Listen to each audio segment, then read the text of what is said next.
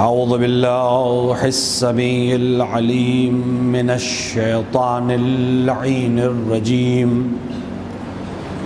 بسم الله الرحمن الرحيم. الحمد لله الذي هدانا لهذا وما كنا لنهتدي لولا أن هدانا الله. لقد جاءت رسل ربنا بالحق ثم الصلاة والسلام والتحية والإكرام على سيدنا ومولانا ومولى الثقلين جد الحسن والحسين بالقاسم مصطفى محمد وعلى آله الطيبين الطاهرين المعصومين المنتخبين المظلومين، لا سيما ابن عمه غالب على كل غالب مولانا علي بن أبي طالب، وعلى صاحب الدعوات النبوية والصولة الحيدرية والإسمة الفاطمية والحلم الحسنية والشجاعة الحسينية والإبادة السجادية والمعاصر الباقرية والعاصار الجعفرية والعلوم الكاظمية والحجج الرضوية والجود التقوية والنقاوة النقوية والهيبة العسكرية والغيبة الإلهية، صاحب العصر والزمان إمام الإنس والجان، الحجة القائم المنتظر المهدي، ولعنة الله على أعدائهم أجمعين من يوم ظلمهم إلى لقاء يوم الدين وبعد يوم الدين. أما بعد، فقد قال الله سبحانه وتبارك وتعالى في كتابه المجيد وهو أصدق الصادقين وقوله الحق. بسم الله الرحمن الرحيم. يا أيها الذين آمنوا اتقوا الله وكونوا مع الصادقين. صلوات پر محمد وعلى. قبل اس کے کہ اس آیہ مبارکہ کے ذیل میں آپ حضرات سے گفتگو کروں، آپ حضرات ایک بار سورہ حمد اور 3 بار سورہ اخلاص کی تلاوت فرما کر جملہ مومنین و مومنات بالخصوص والد علام حجت الاسلام والمسلمین الحاج مجتبیٰ علی خان ابن محمد زیغم علی خان کی روح کو ایصال فرما دیں.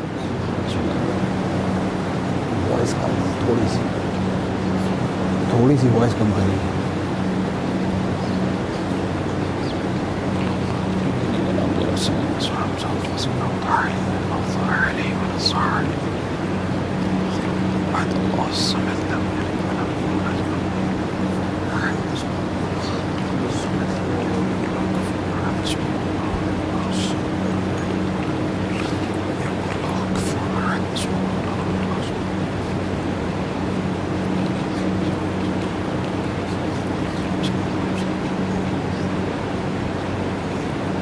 ایک صلوات بڑے محمد وعلی محمد.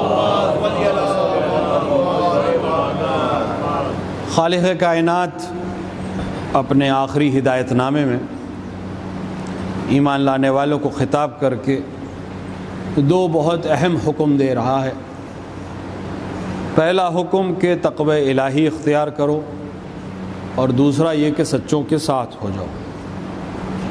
ظاہر ہے کہ اس آیت کے ذیل میں بارہا آپ کے سامنے گفتگو کرنے کا شرف حاصل ہوا، اور چونکہ قرآن ہے جتنی بھی گفتگو کی جائے، مجھ جیسا بشر اگر گفتگو کرے تو جتنا بھی بیان کر لے وہ حق کے مطلب کو ادا نہیں کر سکتا، بلکہ قرآن اگر بیان کرنے والا کوئی معصوم بھی ہو تو صرف بسم اللہ کو بیان کرنے میں معصوم زبان کو بھی پوری رات گزر گئی، اور وہ یہ کہہ رہا ہے کہ رات گزر گئی ابھی بسم اللہ کی تفسیر مکمل نہیں ہوئی. تو اگر معصوم قرآن کو سمجھائے اور پڑھائے تو ایک رات بسم اللہ کے لیے کافی نہیں ہے، تو غیر معصوم تو اگر پوری عمر بھی صرف کر دے تو شاید حق ادا اس نقطے کا نہیں ہو سکتا جو بے کے نیچے ہے۔ ایک صلوات پڑھے محمد و آل محمد۔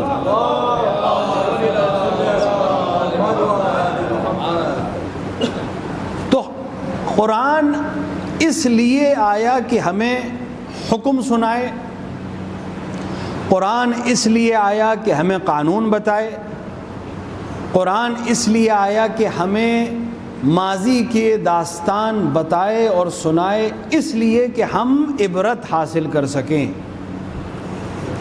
قرآن قصے کہانی سنانے نہیں آیا تھا، قرآن اس لیے آیا، اس کا ہدف ہی یہ ہے کہ یہ ہدایت کے لیے آیا، تو اگر اس میں کوئی قصہ ہے تو اس کا ہدف بھی ہدایت ہے۔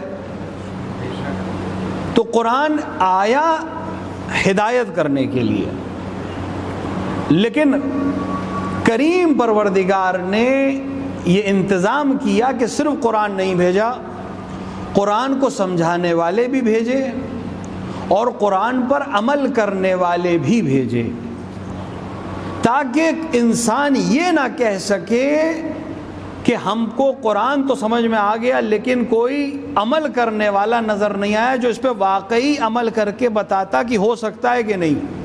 سبحان اللہ۔ ٹائم ٹیبل بنایا، اب آج کل تو چھٹیوں کا سیزن ہے، تقریباً جو نئے کلاسز والے ہیں ان کا شروع ہو گیا ہے، جو ابھی رزلٹ کا انتظار کر رہے ہیں ان کے یہاں چھٹیاں چل رہی ہیں، تو ہر دن ٹائم ٹیبل چینج ہوتا ہے۔ کیوں؟ کیونکہ جو بنایا جاتا ہے وہ دکھنے میں بہت اچھا ہوتا ہے۔ جب انسان بناتا ہے ٹائم ٹیبل تو دکھنے میں تو بہت اچھا ہے کہ صبح اتنے بجے اٹھیں گے، اتنے بجے واک کرنے جائیں گے، اتنے بجے ایکسرسائز کریں گے، اتنے بجے پڑھائی کریں گے، اتنے بجے یہ کریں گے، لیکن جب عمل کی منزل آتی ہے تو 99% اس لیے فیل ہو جاتے ہیں کہ جب بنایا تھا تو دوسرا جوش تھا، لیکن عمل کے مرحلے میں یہ لگتا ہے کہ نہیں صاحب وہ نیند بھی تو ضروری ہے اور یہ کھانا بھی تو ضروری ہے اور جانا بھی تو ضروری ہے اور فنکشنز بھی تو ضروری ہیں۔ عمل تھیوری میں آسان ہے، عمل میں پریکٹیکل میں بہت مشکل ہے۔ تو اگر صرف تھیوری آتی ادھر سے، صرف حکم آتا، صرف کتاب آتی، تو ہر انسان میں سے 99% ایسے مل جاتے جو کہتے کہ بابو تو نے کتاب بہت اچھی بھیجی، اس سے بہتر کوئی قانون نہیں ہے، اس سے بہتر کوئی کتاب نہیں ہے، لیکن دکھنے میں، سننے میں، پڑھنے میں بہت اچھی ہے، عمل نہیں ہو سکتا۔ لہٰذا حجت تمام کرنے کے لیے اس نے ایک نہیں کئی بھیجے، کم سے کم 14 تو مسلم بھیجے، جبکہ تعداد اس سے زیادہ ہے جنہوں نے واقعاً قرآن پر ویسے ہی عمل کیا جیسے قرآن نے کہا تھا۔ اور عمل اس بات کی دلیل ہے کہ اگر یہ کر سکتے ہیں تو تم بھی کر سکتے ہو۔ یہ بھی نہیں کہ ان کا لائف سائیکل کوئی دوسرے سٹائل کا تھا۔ بھائی صاحب آپ کے لیے تو آسان ہے، آپ کو کام ہی کیا ہے، آپ تو دن بھر گھر میں رہتے ہیں، آپ کے لیے ٹائم ٹیبل بنانا آسان ہے، آپ جاب پہ ہوں تو پتہ چلے، آپ کسی کے انڈر کام کرتے ہوں تو پتہ چلے۔ نہیں، وہ بھی تمہاری طرح ہوں گے، ان میں سے ہر ایک باغوں کا مالک نہیں ہوگا، کوئی جا کے کسی یہودی کے ہاں مزدوری بھی کرتا ہوگا، لیکن مزدوری کرنے کے باوجود وہ نماز میں ایسا نمازی ہوگا کہ 7 برس تک اس کے اور پیغمبر کے علاوہ کوئی نمازی نہیں ہے۔ عبادت اس مقام پہ ہوگی کہ اس کی ایک ضربت ثقلین کی عبادت پہ بھاری ہوگی۔ گھر کے امور میں بھی اس طرح سے صحیح ہوگا کہ خود صدیقہ یہ تائید کریں گی کہ آدھے کام میں کرتی ہوں، آدھے علی کرتے ہیں۔ یعنی ہر وہ عمل جو ایک عام انسان اپنی زندگی میں انجام دیتا ہے اور اس کو بہانہ بتاتا ہے عبادت کرنے کے لیے یا قانون الہی کو فالو کرنے کے لیے، وہ سارے کام یہ کر رہے تھے اور قانون الہی کے تحت کر رہے تھے۔ بازار بھی جا رہے ہیں، گھر کا کام بھی کر رہے ہیں، حکومت بھی کر رہے ہیں، جنگ بھی کر رہے ہیں، بچوں کی پرورش بھی کر رہے ہیں، فوج کی ہدایت بھی کر رہے ہیں، رسول کی اطاعت بھی کر رہے ہیں، 1000 رکعت نماز بھی پڑھ رہے ہیں، روزہ بھی رکھ رہے ہیں، زہد بھی کر رہے ہیں، تقوی بھی کر رہے ہیں۔ تمام چیزوں کے بعد اب حجت تمام ہے کہ اگر یہ کر سکتے ہیں تمہارے درمیان رہ کر تمہاری بنائی ہوئی دنیا میں تو تم بھی کر سکتے ہو۔ تو اس نے نمونے بھی بھیج دیے، قانون بھی بھیج دیا، اور شرف یہ دیا جو ان کی پیروی کرے گا، جو ان سے محبت کرے گا، اس کو ہم الگ سے عطا کریں گے۔ کیونکہ دیکھیں یا تو طے کر لیجئے کہ سب کچھ یہاں ہے اسی دنیا میں، جیسے کہ آدھی زیادہ دنیا کر رہی کہ بھئی سب کچھ یہی ہے، بعد میں تو کچھ پتہ ہی نہیں ہے، تو پھر ظاہر سی بات ہے بہت سے آپ کے معاملات چینج ہو جائیں گے، کیونکہ جب سب یہی حاصل کرنا ہے تو لائف اسپین تو طے ہے نہیں کتنا ہے، تو سب کرنا ہے۔ لیکن اگر یقین ہو، کہنا نہیں، یقین ہو کہ ادھر بھی کچھ ہے، تو پھر بہت سے معاملات ادھر انسان پھر آسانی سے چھوڑ بھی سکتا ہے کہ بھئی وہاں ہے، وہاں دیکھ لیں گے، یہاں تو جو بھی ہے کچھ دن میں ختم ہو جائے گا، وہاں کا معاملہ صحیح ہونا چاہیے۔ تو اس نے وعدہ کیا کہ نہیں، اگر ان سے محبت کرو گے تو دنیا میں بھی تمہارا ساتھ نہیں چھوڑیں گے، آخرت میں بھی نہیں چھوڑیں گے۔ تفصیلی حدیث ہے، کل کی مجلس میں مولانا ابھی تشریف نہیں لائے، لیکن بہرحال انہوں نے اچھے خاصی چیزوں کی طرف اشارہ کیا تھا۔ بہت تفصیلی حدیث ہے پیغمبر اکرم سے کہ جس میں آپ نے فرمایا کہ ہم اہل بیت کی محبت 20 حسنات، جس میں سے 10 دنیا میں کام آئیں گے اور 10 آخرت میں۔ اور میں اکثر جب اس حدیث کو، اس روایت کو دیکھتا ہوں تو کہتا ہوں بھائی دنیا میں تو خیر اس کا کرم ہے، اس نے دے دیا، ورنہ یہاں کی تو بہرحال گزر جائے گی، اصل مسئلہ تو ادھر ہے۔ اور یہاں تو پھر بھی کوئی نہ کوئی سفارش کبھی نہ کبھی کسی نہ کسی کی چلی جاتی ہے، لیکن وہاں کسی کی نہیں چلے گی۔ تو اگر وہاں کسی کی محبت 10 مقام پر کام آنے والی ہے تو یہ تو بہت اہم لوگ ہیں۔ ایک صلوات پڑھے محمد وآل محمد۔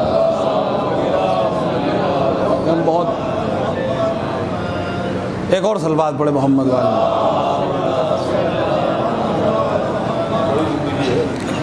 ہاں اب آپ لوگ کو ان کی امامت میں بھی بہت دن نماز پڑھنی ہے، انشاءاللہ حضرت کے ظہور تک انہی کی امامت میں نماز پڑھی ہے۔ ایک صلوات پڑھے محمد وآل محمد۔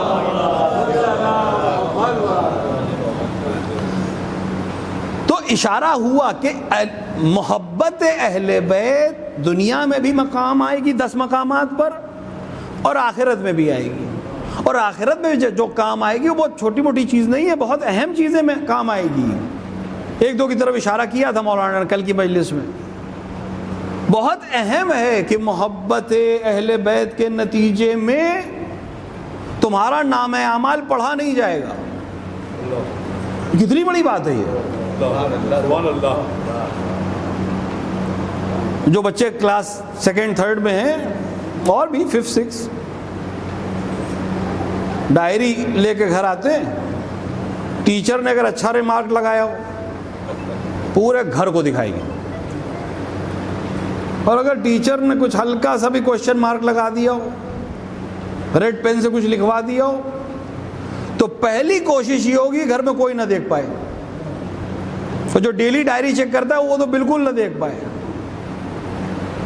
پھر عام سی بات ہے کہ انسان کے اندر اگر کوئی کمی ہوتی ہے تو وہ چاہتا ہے کہ دوسرے کو نہ پتہ چلے، تو ٹیچر کو معلوم ہے، ہمیں معلوم ہے، باقی کو نہ پہنچے بات۔ اب اگر دنیاوی پڑھائی میں 4 گھنٹے کے اسکول میں ایک ڈائری میں ایک دن کا ریڈ ریمارک اتنا اہمیت رکھتا ہے کہ انسان چھپانا چاہتا ہے، تو 70 برس کی زندگی اور اس میں 2 بیٹھے ہوئے صرف لکھ رہے ہیں،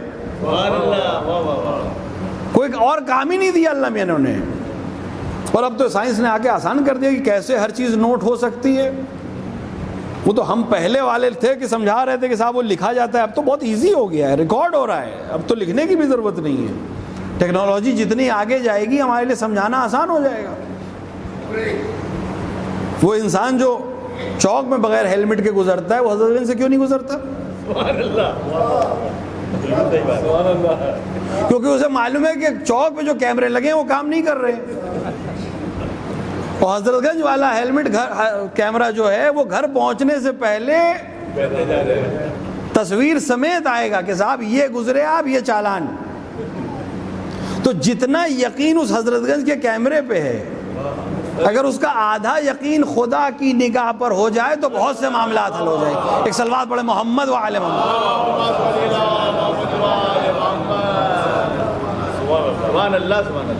تو وہ تو ہر چیز ریکارڈ ہو رہی ہے۔ اگر یہ کل واقعاً ملأ عام میں پڑھ کر سنایا گیا کہ صاحب یہ کیا، باہر کیسے ہیں آپ؟ یہ تو دنیا کو آپ بنا سکتے ہیں، اندر گھر کے اندر کیا معاملات ہیں، خلوت میں کیا معاملات ہیں، جب کوئی دیکھنے والا نہیں ہے تب کیا معاملات ہیں؟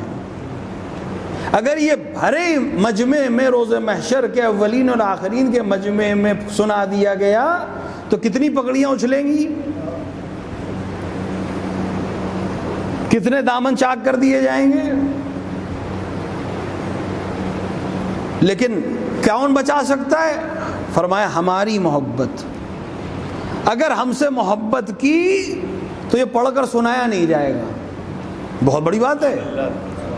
وہ ستار العیوب، وہ عیبوں کو چھپانے والا تمہارے عیب چھپا دے گا، شرط یہ کہ ہم سے محبت کی ہو۔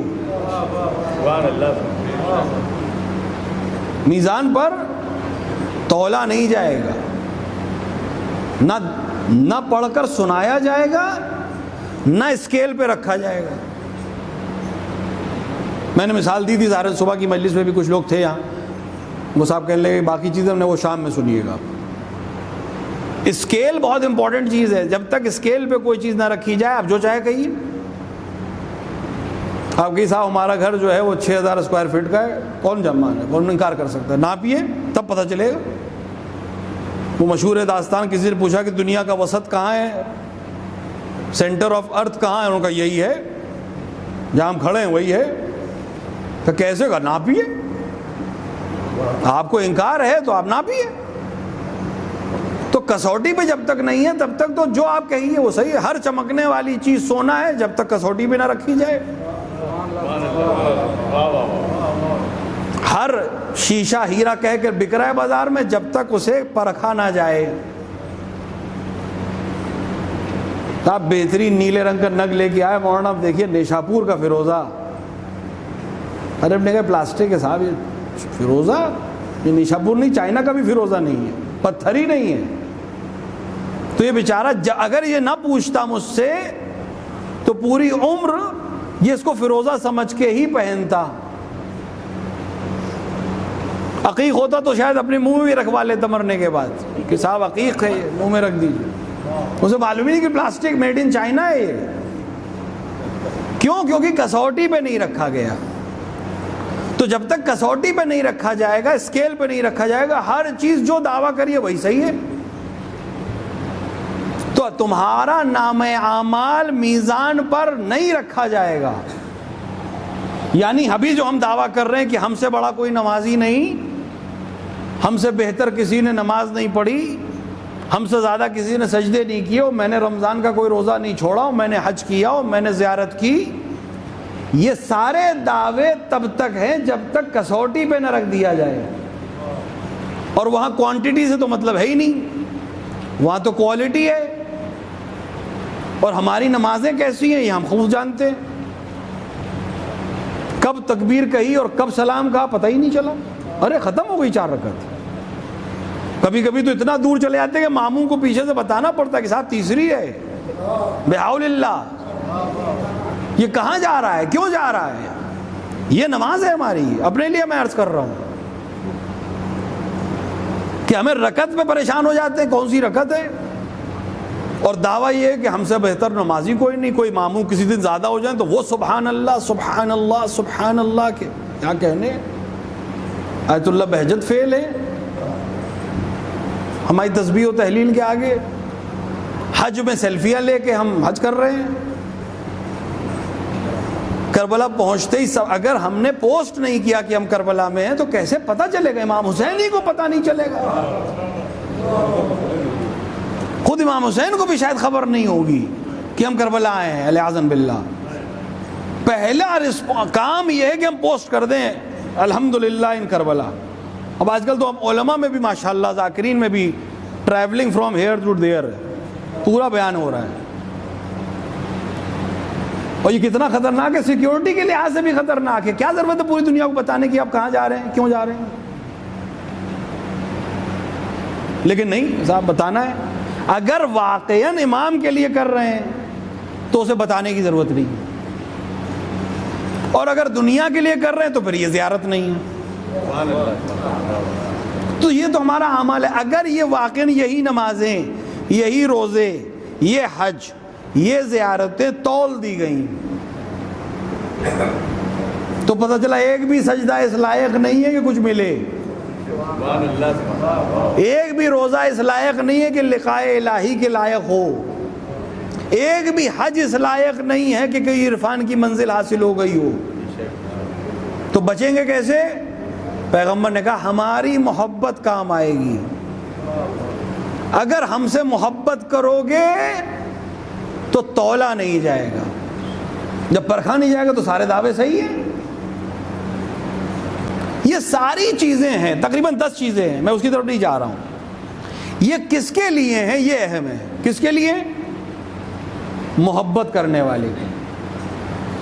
تو یہ محبت کرنا صرف دعویٰ ہے یا اس کا کوئی ثبوت دینا پڑے گا؟ اگر صرف دعوے سے کام چل جائے تب تو بہت آسان ہے مسئلہ، پھر تو یہاں کے بھی 10 مل جائیں گے، وہاں کے بھی 10 مل جائیں گے، بونس بھی کچھ لے لیں گے ہم لوگ۔ لیکن معاملہ یہ ہے کہ جن سے محبت کا معاملہ دعویٰ ہے، یہ ہماری آپسی محبت تو ہے نہیں کہ ٹیکسٹ میسج میں کچھ بھی لکھ دیا، اسے کیا معلوم آپ کیا کہہ رہے ہیں اور کیا سوچ رہے ہیں، جو ٹیکسٹ پہ لکھا ہے وہی صحیح ہے۔ لیکن ان کو ٹیکسٹ میسج سے مطلب نہیں، وہ تو جو سوچ رہے وہ بھی جانتے ہیں، جو نہیں لکھا وہ بھی جانتے ہیں۔ تو ان سے محبت کا دعویٰ عام انسانوں سے محبت والا نہیں کہ کہہ دیا مان لیا، وہ تو دل کا حال جانتے ہیں، تو وہاں تو دھوکہ دے نہیں سکتے۔ اور پھر انہوں نے خود بیان کر دیا کہ اگر ہماری محبت ہے تو یہ علامت ہونی چاہیے، اگر نہ بتاتے تو مسئلہ نہیں تھا، پھر تو دعویٰ ہی کافی تھا۔ امیر المومنین امام علی علیہ الصلوۃ والسلام، دیکھیں میرا حافظہ مولانا کی طرح نہیں ہے کہ ان کو ماشاءاللہ پوری حدیثیں یاد رہتی، میں تو لکھ کے لایا ہوں۔ ایک تفصیلی روایت میں آپ نے 7 صفات بیان کی اپنے محب کی، اپنے شیعہ کی،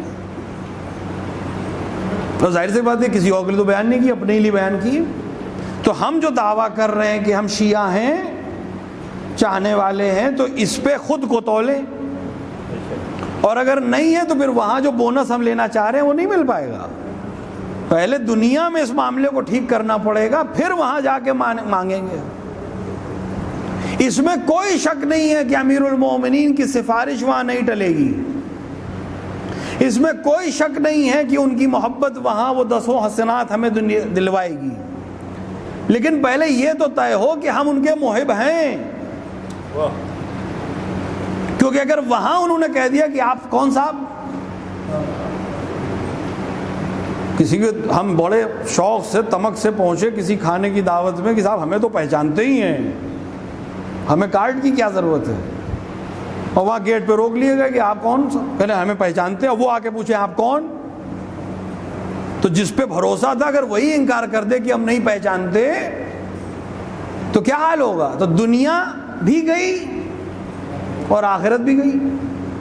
تو عقل یہ کہہ رہی ہے کہ بھئی دنیا میں معاملات صحیح کر لو تاکہ آخرت بن جائے، جو کمی ہوگی وہ تو ٹھیک ہی کر دیں گے، لیکن کم سے کم ادھر تو معاملہ صحیح ہو۔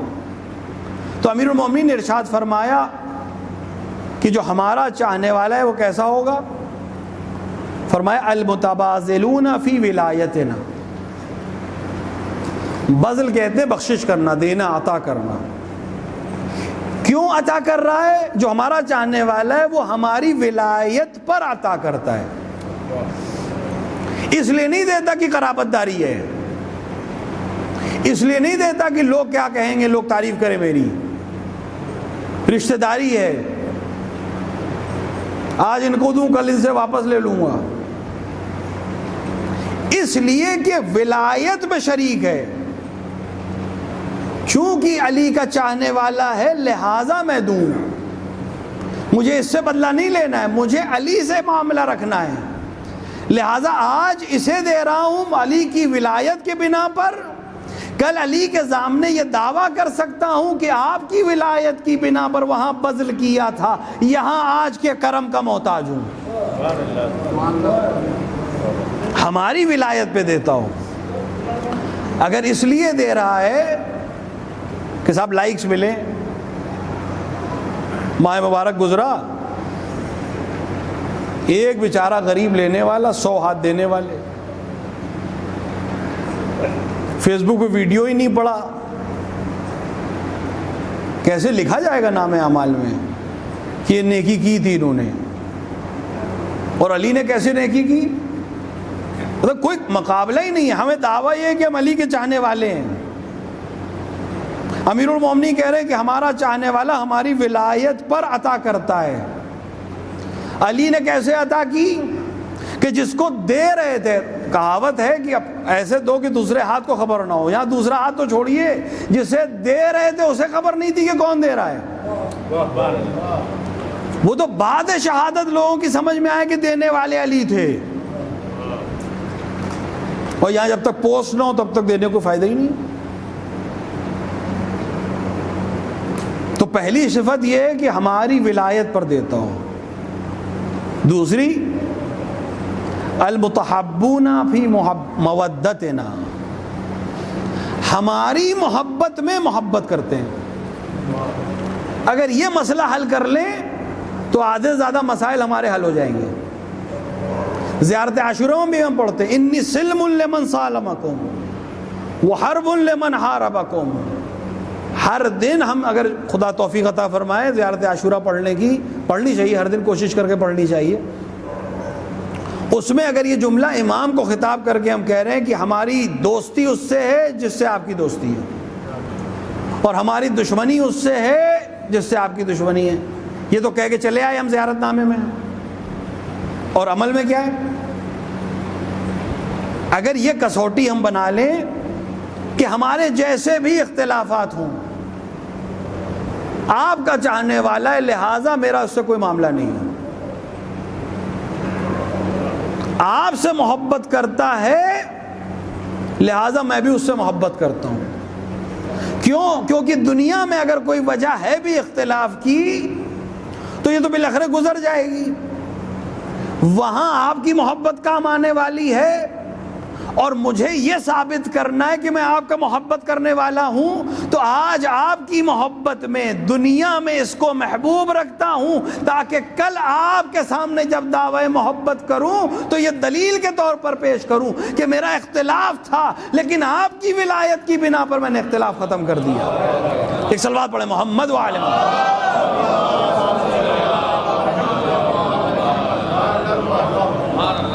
محبت اس لیے کہ آپ سے محبت کرتا ہے.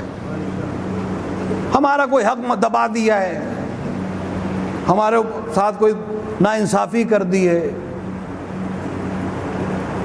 لیکن یہ علی آپ کا چاہنے والا ہے، کم سے کم دعویٰ کرتا ہے کہ آپ کا چاہنے والا ہے. اس دعوے کی بنا پر میں اس سے معاملہ یہاں کلیئر کر رہا ہوں تاکہ آپ کے ساتھ میرا معاملہ وہاں صحیح رہے. اگر وہاں علی سے محبت کا فائدہ اٹھانا ہے تو یہاں علی کی محبت کو شو کرنا پڑے گا. علی کی محبت شو کرنے کا یہ مطلب نہیں کہ نعرہ حیدری لگائیے خالی. اب یہ نہ کہہ دیے کہ مولانا منع کر دیا، نہیں بھائی، وہ تو ہمارا نعرہ ہے، ہماری پہچان ہے. ایک یہی نعرہ بچا ہے جو آتنکوادیوں کا نہیں ہے، باقی تو سب آتنکوادیوں کا ہو گیا بھائی. اور یہ تب سے ہوا جب آتنکیوں نے رسول کے گھر کو تکبیر کے ساتھ جلایا.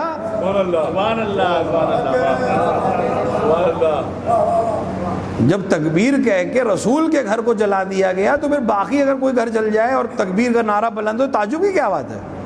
اگر مسلمان اس دن طے کر لیتے کہ تکبیر کہہ کر حسین کو قتل کرنے والا مسلمان نہیں ہے تو آج کانفرنس کر کے ثابت نہیں کرنا پڑتا کہ ٹیررزم کا اسلام سے تعلق نہیں ہے. ایک صلوات پڑھے محمد وآل محمد.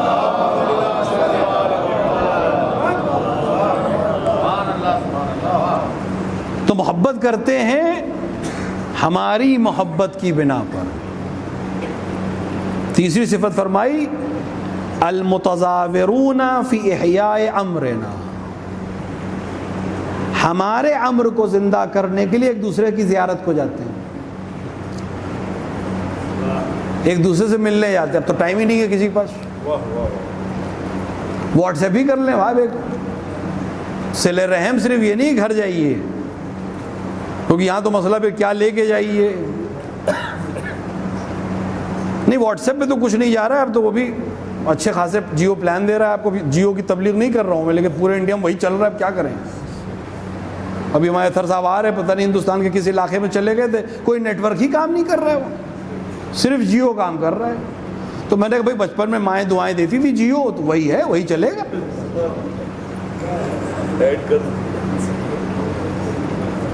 اب الیکشن پیریڈ یہ سب کر کے فائدے حاصل ہو سکتے ہیں. بہرحال ایک دوسرے سے ملاقات کریں ہمارے امر کو زندہ کرنے کے لیے. یعنی جب بیٹھے ایک دوسرے سے ملنے کیوں جا رہے ہیں؟ علی کی محبت میں ملنے جا رہے ہیں. بیٹھ کر بات کیا کر رہے ہیں؟ علی کی محبت کی بات کریں, اہل بیت کی فضیلت کی بات کریں. جس دن یہ معاملہ صحیح ہو جائے گا, یہ ڈپارٹمنٹ تو کم ہے, وہ دوسرا ڈپارٹمنٹ جو ہے پردے پیچھے والا, وہ کافی ٹھیک ہو جائے گا. ورنہ بیٹھتے ہی غیبت کی محفل کی سب سے بڑا مسئلہ یہ ہوتا ہے کہ اس میں جو آدمی بیٹھا ہوتا ہے وہ اس لیے نہیں ہٹتا کہ اس کے ہٹتے ہی اس کی شروع ہو جائے گی.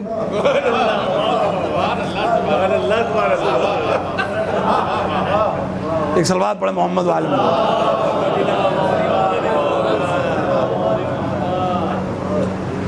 جیسے ہی ہٹے تو یہ بھی ایسے ہی. اچھا ایسا نہیں ہے کہ صرف وہ بیچاریاں بدنام ہیں, ہم کم نہیں ہیں, ہم لوگ بھی. اور اب تک تو صرف اپنا معاملہ چل رہا تھا, اپنی لیول کی بات تھی, اب تو ہم لوگ مراجے کو بھی گھسیٹ دیتے. زیادہ دور جانے کی ضرورت نہیں, ابھی 10 ہی دن گزرے. عید تو جیسی ہوئی, سوئی جیسی گئی, تحقیق اور مطالعہ ابھی تک چل رہا ہے.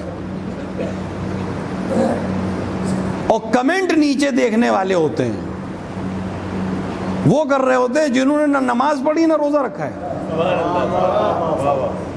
وہ بحث کر رہے ہیں. میں نے اکثر مثال دی, یہی دی, حسین آباد کی بہترین مثال ہے. کسی ہوٹل پہ اشفاق کے بیٹھے کٹنگ کی چائے پی رہے ہیں اور فتوے کے سلسلے میں گفتگو کر رہے ہیں. سمجھ میں نہیں آ رہا ہے صاحب, اتنے سمجھدار آپ ہوتے تو پروفیسر ہوتے, کسی بڑی کمپنی کو چلا رہے ہوتے. یہاں حسین آباد میں کٹنگ کی چائے کیوں پی رہے ہوتے آپ؟ کم سے کم تاج میں بیٹھ کے چائے پی رہے ہوتے. جس پر اعتراض کر رہے ہو اس کے لیول کے تو بنو.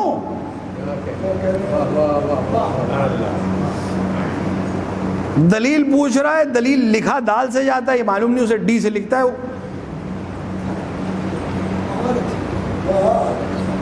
یہ ٹائپنگ نے آگے بڑا آسان کر دیا, دلیل بھی ڈی سے. نہیں, ہمارے امر کے لیے ایک دوسرے کی زیارت کرو, ہمارے امر کو زندہ کرنے کے لیے. امام رضا علیہ الصلوۃ والسلام کی وہ مشہور حدیث, کیا فرمایا آپ نے کہ اللہ رحمت نازل کرے جو ہمارے امر کو زندہ کرے. راوی کوئی پڑھا لکھا تو اس نے فوراً پوچھ لیا مولا امر کیا آپ کا؟ یعنی ہمارے علوم کو سیکھے اور دوسروں تک پہنچائے. یہ صرف امامے کی اور ٹوپی کی ذمہ داری نہیں ہے, سب کی ہے کہ علوم اہل بیت جتنی ضرورت ہے. دیکھیے اہل بیت کا اخلاق بھی ہے, اہل بیت کے احکام بھی ہیں, اہل بیت کے عقائد بھی ہیں. یہ تینوں چیزیں ہمیں اہل بیت ہی سے لینی ہے, کہیں اور سے نہیں لینی ہے. جو دکانیں کھل گئیں 4-5 دوسرے مذاہب کی, ان سے مطلب نہیں ہے.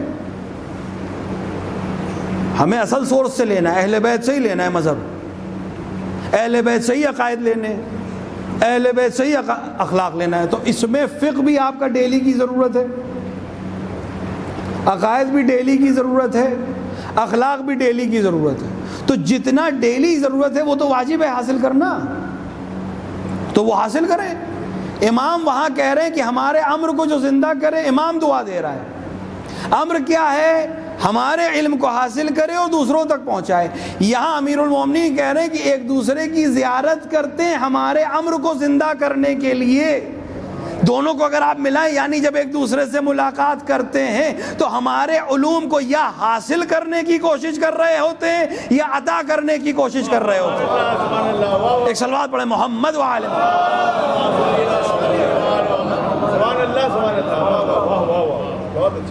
اور اہل بیت کے علوم کو حاصل کرنے کے لیے واٹس ایپ یونیورسٹی کافی نہیں ہے، فیس بک ٹویٹر سے کام نہیں چلے گا. اس کے لیے یا تو بیٹھیے حوض علمیہ، بسم اللہ بھئی، آپ کو میڈیکل میں کچھ کرنا ہے تو گھر میں بیٹھے بیٹھے ہو جائے گا، کورسپونڈنس سے تو نہیں ہو پائے گا، جانا پڑے گا کسی میڈیکل کالج میں، کسی بڑے ڈاکٹر کے تحت کام کرنا پڑے گا، 5-6 سال لگائیں گے زندگی کے تو یہ پہلی ڈگری ملے گی، اس میں بھی سرجن نہیں ہو جائیں گے پھٹ سے. انجینئر بننا ہے گھر میں بیٹھے بیٹھے کاس تھیٹا ٹین تھیٹا کر کے بن جائیں گے؟ نہیں ہو پائے گا بھائی، جانا پڑے گا، پڑھنا پڑے گا. تو ہر چیز میں، ہر علم میں اس کے متخصص، اس کے اسپیشلسٹ، اس کے ٹیچرز، اس کے پروفیسرز کے پاس جا کر ایک کورس کو طے کرنا پڑے گا، تب اس لائق ہوں گے کہ اس کو سمجھ سکیں. ابھی سمجھانے لائق نہیں ہوں گے، سمجھنے لائق ہوں گے. پھر جب اس میں ایک زندگی صرف ہو جائے گی تب آپ اس لیول میں پہنچیں گے کہ دوسروں کو بتا سکیں. تو جب ہر علم میں یہ ہے، جب دنیا کے انسانوں کے بنائے ہوئے علوم میں یہ معاملہ ہے، تو جو علم خدا کی طرف سے خدا کے بندوں کو آپاس خاص آیا ہے، جو پیغمبر نے علی کو دیا ہے، جو علی نے حسن تک دیا ہے، جو جعفر صادق کے ذریعے سے پہنچایا جا رہا ہے، اس کو گھر میں بیٹھ کے سیکھ لیں گے. محمد صلی اللہ علیہ وسلم نے ماشاءاللہ ہائی اسکول 98% سے کیا، انٹر کے لیے دعا کریے اسی طرح لائیں. ہائی اسکول میں ہی انہوں نے انٹرویو میں کہہ دیا کہ ہمیں تو عراق جانا ہے انشاءاللہ علوم اہل بیت پڑھ لیں. بہت سے لوگوں نے ہم پہ اعتراض کیا کہ صاحب 98% لایا، آپ اسے نجف بھیج رہے ہیں، ایران بھیج رہے ہیں پڑھنے کے لیے. 98% لایا، IAS بنائیے، ڈاکٹر بنائیے، انجینئر بنائیے. میں نے کہا صاحب اگر 90 سے نیچے لاتا تو میں بھیجتا بھی نہیں. ہم نے کہا آئنسٹائن کو پڑھنے کے لیے، نیوٹن کو پڑھنے کے لیے، آرکیمیڈیز کو پڑھنے کے لیے، دنیاوی سائنٹسٹ کو سمجھنے کے لیے آپ کو 95% والا چاہیے، اور امام جعفر صادق کو سمجھنے کے لیے 60% والا چاہیے. اس کو سمجھنے کے لیے تو ٹاپ موسٹ کو بھیجنا پڑے گا، تو وہ شاید کچھ سنگن پیدا کر پائے گا. ہمیں اچھی طرح یاد ہے والد ماجد کے ساتھ آیت اللہ العظمیٰ سید محمد شیرازی کی خدمت میں حاضر ہوئے تھے. ہائی اسکول کیا تھا اس وقت، ابھی حوزے میں داخل نہیں ہوئے تھے. تو گفتگو میں اب والد ترجمہ کر رہے تھے، انہوں نے پوچھا کیا ارادے ہیں، تو ہم نے کہا کہ ہم حوزے میں آنا چاہتے ہیں، رزلٹ آ جائے. تو کہنے لگے کتنا پڑھنا چاہتے ہو؟ میں نے کہا والد میرے لیے نمونے عمل ہیں، اور بھی علماء ہیں، ایسا پڑھنا چاہتے ہیں. چلو پھر تو کچھ بھی نہیں بن پاؤ. کل ہم لوگ چاہتے تھے کہ امام جعفر صادق کے ساتھ علم کی گفتگو کریں، تو ہم لوگ یہاں پہنچے ہیں. اور میرے علم جو ہے ان کے علم کے سمندر کا ایک قطرے کے برابر بھی نہیں ہے. یہ کون شخصیت ہے جس نے 1600 سے زیادہ کتابیں لکھی ہیں، اس صدی کا نابغہ ہیں، سلطان المؤلفین لکھا گیا ہے انہیں. خود سے ٹائٹل نہیں دے دیا، ہندوستان میں تو خود ہی سے دے دیتے آئی نہیں، باقاعدہ ان کو دیا. عرب، سارے عرب لیگ نے بیٹھ کر ان کو، ایک شیعہ عالم کو عرب لیگ ٹائٹل دے، بہت بڑی بات ہے. ایک شیعہ فقیہ کو سلطان المؤلفین کا لقب دیا گیا کیونکہ 1600 سے زیادہ کتابیں لکھی. میں نے خود ان سے کہا تھا کہ جتنی آپ نے لکھی ہم پڑھ بھی نہیں پائیں گے، تو مسکرا کہا تھا نہیں، اگر وقت تک رکھو گے تو پڑھ بھی سکتے ہو. وہ عالم کہہ رہا ہے کہ میرا یہ علم، پوری زندگی کی محنت امام صادق کے علم کے دریا کا ایک سمندر کا قطرہ بھی نہیں ہے. تو اگر تم ٹارگٹ معصوم کو کرو گے تو یہاں پہنچو گے، اگر تم کسی عام کو بناؤ گے تو تم کہاں پہنچ پاؤ گے. تو جو اتنا گہرا علم ہے، اتنا عمیق علم ہے، اس کو اگر آپ 55% والے کو بھیجیں گے تو کیا آئے گا نتیجہ؟ اس کو 90+ چاہیے. جیسا را مٹیریل بھیجیں گے ویسے ہی پروڈکشن آئے گا.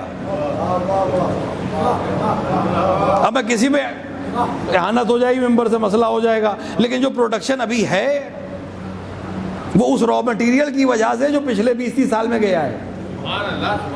لہذا ضروری ہے کہ اچھا را مٹیریل بھیجا جائے، کیونکہ وہاں فیکٹری میں کوئی کمی نہیں ہے، وہ علی ہیں، وہ جس ذرے پہ نظر کرم کر دیں وہ آفتاب بنتا ہے، لیکن ذرہ اس لائق تو ہو کہ آفتاب بن سکے۔ ایک صلوات پڑھے محمد و آل محمد۔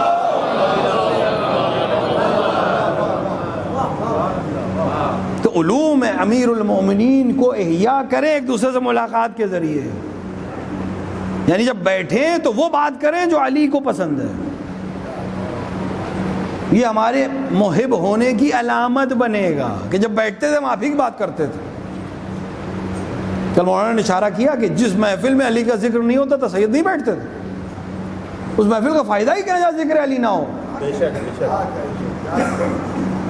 پیغمبر 63 برس کی ظاہری زندگی، جس میں 23 برس کی تبلیغی ظاہری زندگی ہے، سوائے علی کے کچھ اور کام کیا پیغمبر نے؟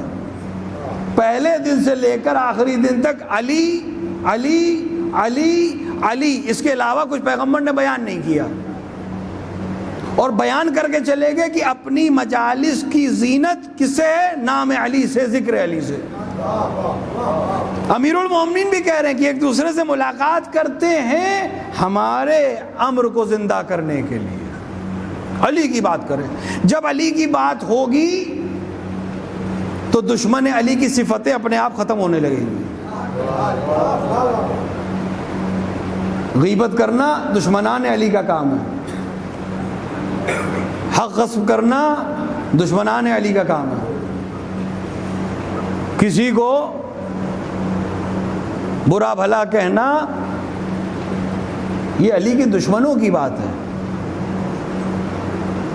علی کا چاہنے والا علی کی بات کرتا ہے۔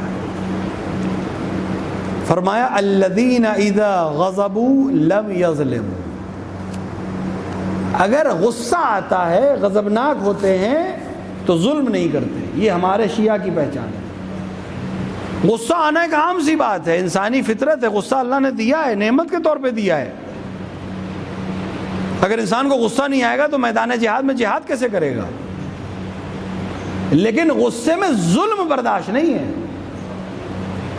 اگر علی کے علاوہ کوئی یہ جملہ کہتا تو قید قبول نہ ہوتا، لیکن علی کہہ رہا ہے امام حسن سے کہ اگر میں زندہ رہ گیا تو میں حساب کروں گا، اور اگر اس دنیا سے چلا گیا تو تم ایک ہی ضرب مارنا، کیونکہ اس نے ایک ہی ضرب ماری ہے۔ اگر غصہ آتا ہے تو ظلم نہیں کرتے۔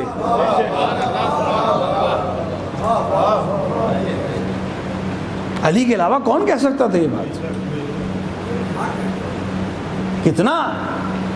کتنا صبر چاہیے، حاکم وقت ہے، بنی ہاشم سے کچھ بھی کہہ سکتے، کچھ نہ کہتے، کچھ بھی نہ کہتے، لیکن علی یہ وصیت امام حسن کو نہیں کر رہے تھے۔ کیا امام حسن کو نہیں معلوم ہے کہ امیر المومنین کی مرضی کیا ہے؟ امام حسن تو معصوم ہے، انہیں معلوم ہے میں کیا کرنا ہے ابن ملجم کے ساتھ۔ علی یہ وصیت اپنے شیعوں تک پہنچا رہے ہیں کہ اگر میرا قاتل بھی ہو تب بھی علی کو یہ برداشت نہیں ہے کہ اس پہ ظلم ہو۔ تو جس علی کو اپنے قاتل پر ظلم برداشت نہیں ہے وہ اپنے چاہنے والوں پر ظلم برداشت کرے گا، اور اگر اس کے چاہنے والے پہ کوئی ظلم کرے اور یہ دعویٰ کرے کہ میں تیرا چاہنے والا ہوں، تو روز محشر امیر المومنین سے پوچھیں گے اگر میرا چاہنے والا ہے تو ظلم کیسے کر سکتا ہے؟ ہم نے تو دنیا دے دی، ظلم کو برداشت کیا، ورنہ ہم چاہتے تو بہت آسانی سے چیزیں حاصل کر لیتے، اور جب راضی ہوتے ہیں تو اسراف نہیں کرتے۔ بیلنس، اسلام بیلنس کا نام ہے، یعنی جب غصے میں آؤ تو ظلم نہ کرو، اور جب خوش ہو جاؤ تو اسراف نہ کرو۔ بیلنس ضروری ہے زندگی میں۔ علی بیلنس بتانے کے ساتھ بیلنس کر کے دکھا رہے ہیں کہ زندگی ایسے ہوگی، اور اگر تمہاری زندگیوں میں یہ علی ہے اور اس پر عمل ہے تو کل تمہیں روز محشر وہ تمام حسنات ملیں گے جو محبت علی کی بنا پہ ملنا چاہیے۔ اور اگر نہیں ہے تو ابھی بھی وقت ہے. جب تک موت کا پنجہ نہ آ جائے تب تک تو وقت ہے ہی کہ اپنی حد تک کوشش کریں کہ یا علی جو صفتیں آپ نے بیان کی تھی سب نہ صحیح کچھ پر حاصل کرنے کی کوشش کی. اگر کر لے گئے تو دنیا بھی علی والے کی ہے اور آخرت بھی علی والے کی. دنیا میں تو امکان ہے کہ مخالف علی کو ظاہری دنیا مل جائے، لیکن آخرت میں کوئی امکان نہیں ہے کہ مخالف علی کو کچھ مل جائے. وہاں صرف علی ہے، اور جو یہ فلسفہ سمجھ گیا وہ کامیاب ہو گیا. دنیا میں ہر ایک آیا ہے اسے جانا ہے، کوئی باقی نہیں رہے گا، کسی کا نام باقی نہیں رہتا. اپنی نسلیں نام بھول جاتی ہیں. یہاں سادات محترم بھی بیٹھے ہیں، اپنے بھی بیٹھے ہیں، سب اپنے علی کے چاہنے والے ہیں. کس کو اپنے 10ویں دادا کا نام یاد ہے؟ 10واں چھوڑیے، 5ویں دادا کا کس کو نام یاد ہے؟ شیعہ تھے، محب علی تھے انشاءاللہ، اگر وہ نہ ہوتے تو ہم بھی نہ ہوتے. کیوں بھول گئے؟ کیونکہ ایسا کچھ کیا نہیں کہ یاد رکھے جائیں.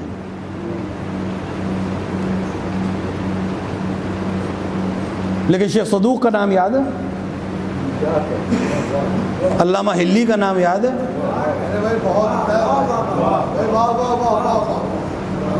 محقق اردبیلی کو سب پہچانتے ہیں. کیوں پہچانتے ہیں؟ کیونکہ وہ علی کے صفات صرف پڑھ نہیں رہے تھے، بتا نہیں رہے تھے، کوشش کر رہے تھے کہ اپنی زندگی علی کے امر کو زندہ کرنے میں لگا دیں.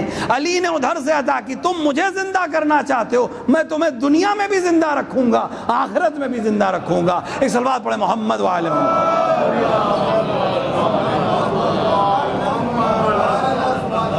جو محبت علی کے فلسفے کو سمجھ گیا پھر وہ دنیا سے رغبت نہیں رکھتا.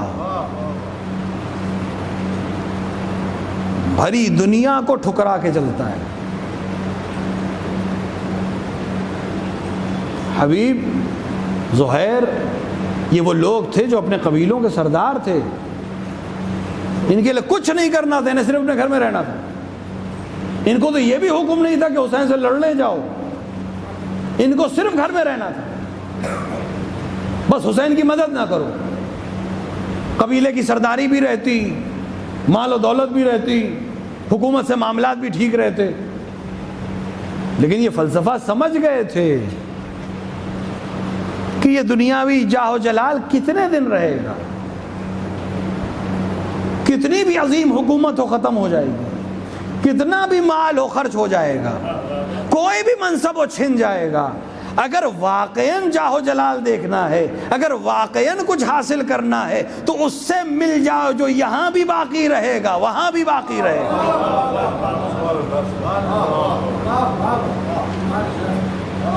1400 سال گزرنے والے ہیں. آپ حر کو پہچانتے ہیں، آپ حبیب کو جانتے ہیں، حر کے قبیلے کو جانتے ہیں. کیوں جانتے ہیں؟ ورنہ حر جیسے نہ جانے کتنے سالار تاریخ اسلامی میں آئے اور چلے گئے، حبیب جیسے نہ جانے کتنے آئے اور چلے گئے. لیکن حبیب ایک بنا کیونکہ وہ فلسفہ سمجھ گیا تھا کہ دنیا کو ٹھوکر مارو، محبت علی میں آگے بڑھو. یہ محبت علی تھی کہ حسین کی نصرت کے لیے آ گئے، اور حسین بھی محبت علی میں قتل کیے جا رہے ہیں. حسین ولایت علی کے شہید ہیں. 9 بیٹے امیر المومنین کے کربلا میں شہید ہوئے ہیں، اور اصحاب جو امیر المومنین کی نصرت میں امام حسین کے ساتھ ہیں. حبیب ابن مظاہر، زہیر ابن قین، حر ابن یزید ریاحی، کتنے نام ہیں. اور کتنی تیزی سے یہ کرم کرتے ہیں، کتنی تیزی سے کرم کرتے ہیں. مولانا کل اشارہ کیا تھا، حر کی تمام خطائیں ایک طرف اور حسین کا لطف ایک طرف. حر کو حر بنا دیا، یہاں بھی وہاں بھی. حبیب کو حبیب بنا دیا، زہیر کو زہیر بنا دیا. زہیر ابن غین کے پاس ساری دنیا تھی لیکن چھوڑ کے چلے آئے کہ نہیں اب حسین کی نصرت ہوگی. حبیب سب چھوڑ کے چلے آئے, حسین کی نصرت ہوگی. اور ان افراد کا کمال یہ تھا کہ جو تھا وہ دوسرے سے سبقت لینا چاہ رہا تھا کہ ہم پہلے.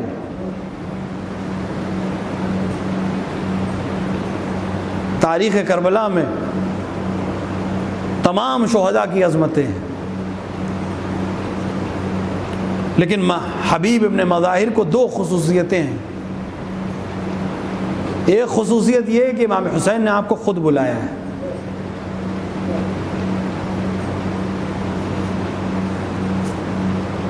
دوسری خصوصیت یہ ہے کہ آپ کی قبر مبارک الگ ہے. خدا آپ کو کربلا جانا نصیب کرے. آپ جب امام حسین کی زیارت کے لیے جائیں گے, باب القبلہ سے جب داخل ہوں گے, اجازت لیں گے, اندر داخل ہوں گے, تو آپ کے سیدھے ہاتھ پہ گنج شہداء ہے, الٹے ہاتھ پہ ایک الگ قبر ہے. کس کی قبر ہے یہ؟ حبیب ابن مظاہر. یہ مقام دیا کہ ظاہر معصوم امام نے دفن کیا تو کسی وجہ سے دفن کیا ہوگا. ایک اور صفت ہے حبیب کی, کربلا میں جو مصیبتیں امام حسین پہ پڑی ہیں وہ کم نہیں ہیں. کچھ مصیبتیں ایسی ہیں جن کا ہمیں علم ہے, ظاہر ہے, بیان ہو گیا ہے. کچھ چیزیں ہیں جس کا ہمیں بیان نہیں ہے لیکن ہم احساس کر سکتے ہیں. جس کے پاس صرف 70 کا لشکر ہو, پہلے حملے میں آدھا لشکر اگر قتل ہو جائے تو اس کی جماعت ختم ہو چکی ہے, اس کے دل کی کیا کیفیت ہوگی. لیکن اس کے باوجود تاریخ کہتی ہے کہ امام حسین کا چہرہ روز عاشور سرخ گلاب کی طرح تھا, اور جیسے جیسے مصیبت بڑھ رہی تھی اس کی سرخی بڑھتی چلی جا رہی تھی. صرف 2 موقع ہیں تاریخ عاشورہ میں جب اس چہرے کی رنگت بدلی. 2 مقام ہیں, جبکہ بہت سے مقام ایسے ہیں جہاں انسان کے لیے بہت سخت ہے. کیا علی اکبر کی شہادت آسان ہے؟ کیا جناب زہیر کی شہادت آسان ہے؟ کیا جناب قاسم کا پامال ہو جانا آسان ہے؟ لیکن 2 مقام ہیں کہ جہاں اس چہرے کا رنگ بدل گیا. ایک مقام وہ ہے کہ جب حبیب نے آواز دی, مولا غلام کا سلام قبول کیجیے. راوی کہتا ہے ایک رنگ آیا اور چلا گیا, کچھ کہا نہیں حسین نے, لیکن ہاں حبیب تمہیں مبارک ہو, حسین تمہاری بالین پر ہے. شہید جب سر اٹھا کر دیکھتا ہوگا تو کتنا سکون اسے ملتا ہو, میری بالین پر حسین. ایک حبیب کا موقع ہے کہ جب چہرے کی رنگت بدل گئی لیکن کچھ کہا نہیں. ایک موقع اور ہے تاریخ میں ملتا ہے کہ جب حسین کے چہرے کا رنگ متغیر ہوا, اور وہ کب ہے کہ جب نشیب سے, ترائی سے ایک شیر نے آواز دی, آقا غلام کی خبر لیجئے. ارے عباس کا گرنا تھا, حسین کے چہرے کی رنگت بدلی, لیکن صرف رنگ نہ بدلا, ایک بار کمر کو بھی تھاما اور زبان سے عجیب جملہ کہا, قد کسرا ظہری, میری کمر ٹوٹ گئی. ارے امام کس طرح جنازے پر پہنچے یہ تو امام جانتے ہیں, لیکن چاہتے یہ ہیں کہ امام چاہتے ہیں ابو الفضل عباس کا سر کو اپنی آغوش میں لیا ہے, اور ابو الفضل عباس کو محسوس ہوا کہ امام حسین نزدیک آ گئے ہیں. عرض ادب کیا, کہا مولا جب اس دنیا میں آیا تھا تو آپ کی زیارت کی تھی, اب اس دنیا سے جا رہا ہوں, چاہتا ہوں کہ آپ کی زیارت کروں. حسین نے فرمایا اے عباس تمہارے قریب بیٹھا ہوں, دیکھتے کیوں نہیں ہو؟ کہا آقا ایک آنکھ میں تیر پیوست ہے, دوسرے میں خون اترا ہے, میرے ہاتھ سلامت نہیں ہیں. ارے حسین نے ابا کے دامن سے آنکھ کو صاف کیا, آنکھ کھلی, السلام علیک یا ابن رسول اللہ, یہ کہہ کر دلاور نے تو آنکھ بند کر لی. حسین حسین کمر پکڑے ہوئے علم کو اٹھائے خیمے تک آئے. حسین نے کچھ کیا نہیں، صرف عمود خیمہ کو گھاڑ دیا، یہ بتانے کے لیے کہ اب عباس لوٹ کر نہ آئیں گے. سیدانیوں میں کوہرام مچا، ہوا علیہ ہوا عباسا ہوا محمدہ.